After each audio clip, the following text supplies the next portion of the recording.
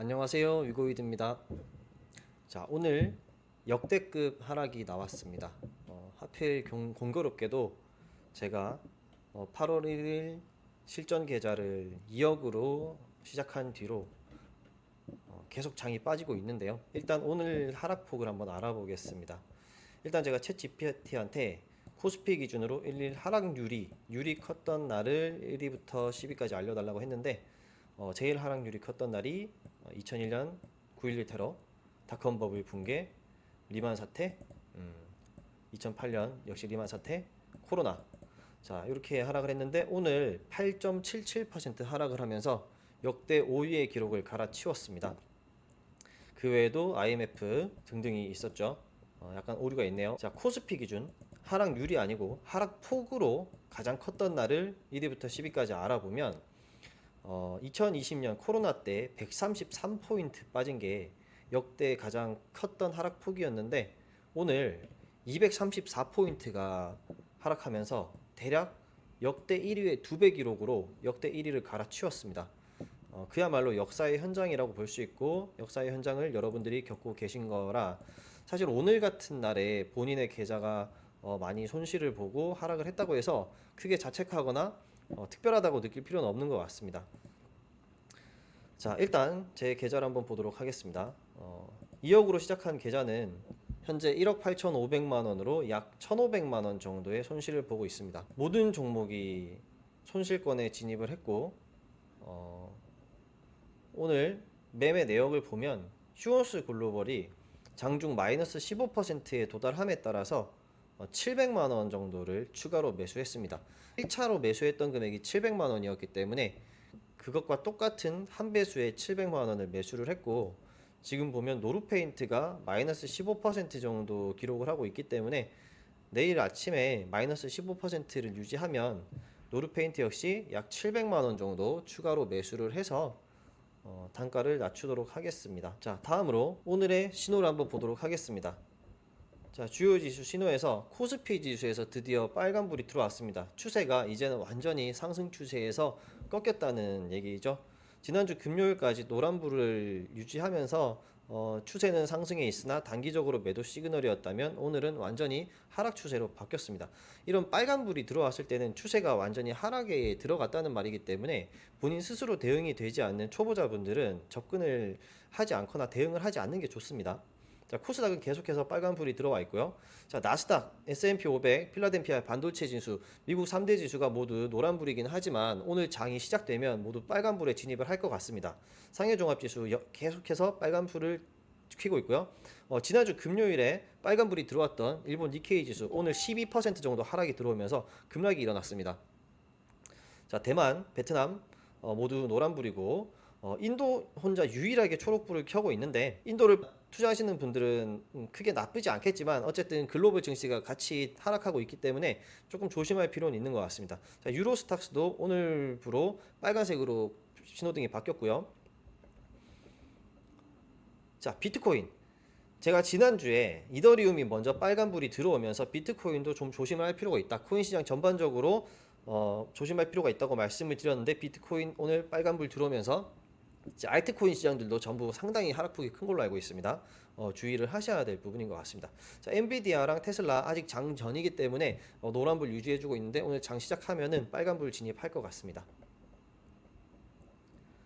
제가 작년 1월부터 1,000만 원으로 시작했던 실전 매매도 한번 보겠습니다. 오늘 대거 하락 종목이 나오면서 상당히 많은 매수가 들어갔습니다. DRB 동일, 성우하이텍, 삼보판지, 임팩, 동성케미칼 모두 1차에서 2차, 3차 추가 매수까지 들어갔는데 역시나 여기서도 상당히 많은 종목들이 마이너스 15% 이상으로 도달을 했기 때문에 예수금이 지금 부족한 상태입니다. 지금 예수금이 대략 한 200만 원 정도 있는데 대략 한 300만 원 정도 이제 매수가 필요한 것 같아요.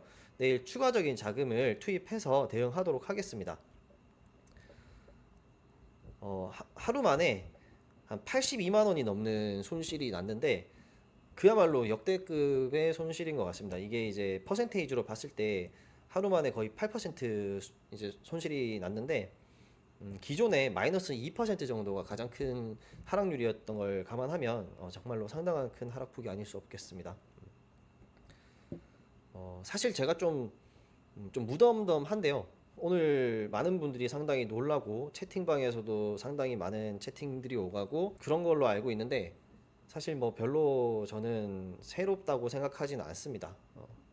이런 것들은 항상 언제나 올 수 있었던 일이라고 생각을 하고 있고 뭐 2008년 리만 사태라든지 뭐 미중 무역 분쟁, 뭐 코로나 이런 것도 다 잘 지나갔기 때문에 이번에도 별일 없이 잘 넘어갈 거라고 생각을 하고 있습니다. 자, 제가 여기서는 여러분들에게 하락 복리의 힘과 상승 복리의 힘을 좀 다시 한번 설명을 드려볼까 하는데요.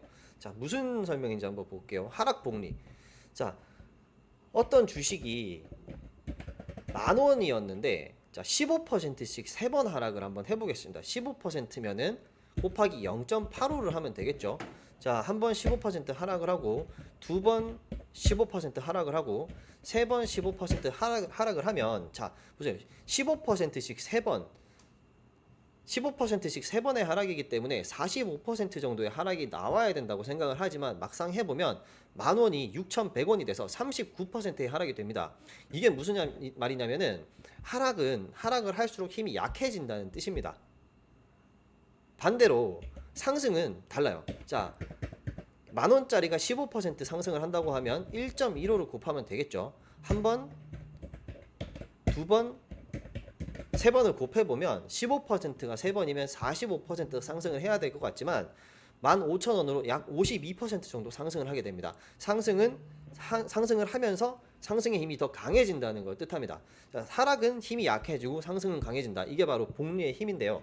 자, 지금 코스피가 지난주 금요일도 오늘도 굉장히 큰 급락을 하면서 여러분들 많이 겁나고 무섭다고 느끼실 수도 있겠지만 이게 하락이 반복을 하다 보면 하락은 힘이 점점 약해집니다. 하지만 어느 순간부터 상승을 하게 되면 상승은 힘이 강해지기 때문에 결국 주식시장은 오래 기다리는 사람이 이길 수밖에 없습니다. 자, 여기서 제가 여러분들한테 강조드리고 싶은 딱 3가지를 말씀을 드릴 건데 자, 첫 번째 대응으로 자, 절대 지금 매도를 하면 안 됩니다. 자, 주식 투자를 하는 그 누구라도 이런 시장 상황을 전부 예측하고 회피한다는 게 불가능합니다. 자, 워렌 버핏 아저씨조차도 지금 모든 주식을 팔고 있지 못해요. 그죠? 모든 사람은 이런 상황을 완전히 회피할 수가 없다. 그래서 이런 상황에서 매도를 한다는 것은 자, 손실을 짓고 나간다는 것은 회복 불가능에 빠지는 상황입니다. 절대로 함부로 매도를 해서는 안 된다. 자, 두 번째, 어설프게 물타기를 하면 안 됩니다. 지금은 현금을 아끼고 보유를 해야 될 타이밍이에요. 자, 제가 한번 과거의 차트를 한번 보겠습니다. 여기를 보시면 이게 2007년도 금리 인하 전후로 있었던 코스피 지수의 차트예요. 자, 여기 코스피 자, 9월 달에 FOMC에서 금리 인하를 했는데 그 전인 7월부터 주가가 하락을 합니다. 자, 고점 대비해서 저점 자, 7월 26일부터 8월 17일까지 약 3주 정도 하락을 하는데 하락폭이 약 18.7%였습니다. 그리고 전 고점을 뚫고 올라가서 최고점을 형성을 하죠. 그죠? 자, 지금 코스피 지수가 고점 2896에서부터 2441까지 내려와 있는데 약 15.7%의 하락입니다. 15.7%. 그 당시 마이너스 18%보다 덜 떨어진 거예요. 다만 하루 이틀 간의 하락폭이 너무 컸기 때문에 임팩트가 큰데 자, 사실 우리가 주식을 하다 보면은 고점 대비해서 10% 내외의 조정을 받는 경우는 굉장히 많이 있습니다. 다만 그게 여러 거래일에 걸쳐서 조금씩 내려오느냐 아니면 오늘처럼 이번처럼 어제 오늘에 걸쳐서 약 2거래일 만에 한꺼번에 내려오느냐의 차이일 뿐이에요. 자, 아무런 차이가 없습니다. 그냥 우리에게 이렇게 계좌가 손실 나는 경우는 특별한 일이 아니다. 그냥 늘상 있을 수 있는 일이다라는 것을 여러분이 염두에 두었으면 좋겠습니다. 자, 두 번째, 어설프게 물타지 말고 현금을 아껴 놓자라는 말씀을 드렸고요. 자, 세 번째, 자, 이제 와서 이미 지난주 금요일도 빠지고 오늘도 빠졌는데 이제 와서 뭐 숏, 인버스 포지션을 잡는다. 절대로 안 됩니다. 인버스는 물려버리면 답이 없습니다. 이제 롱 올라가는 데에 베팅을 했으면 실패를 하더라도 그냥 존버를 하면 회복을 하고 수익을 낼 수 있는데 숏에다가 잘못 베팅을 했다가 물려버리면 답이 없습니다. 아무리 오래 가도 회복이 안 될 수가 있어요. 절대 숏에 함부로 투자를 해서는 안 되겠습니다. 자, 우리는 이제 역사적으로 이미 알고 있어요. 이거 어떻게 된다? 극복이 됩니다. 그죠? 지금 코스피가 2,400까지 떨어지든 2,300까지 떨어지든 2,000을 깨든 상관없이 앞으로 2,500도 회복하고 3,000도 회복하고 3,500, 4,000으로 나아갈 걸 알고 있습니다. 그죠? 어차피 회복될 것이기 때문에 너무 겁내지 말고 그냥 좀 담담하게 대응을 잘 하셨으면 좋겠습니다.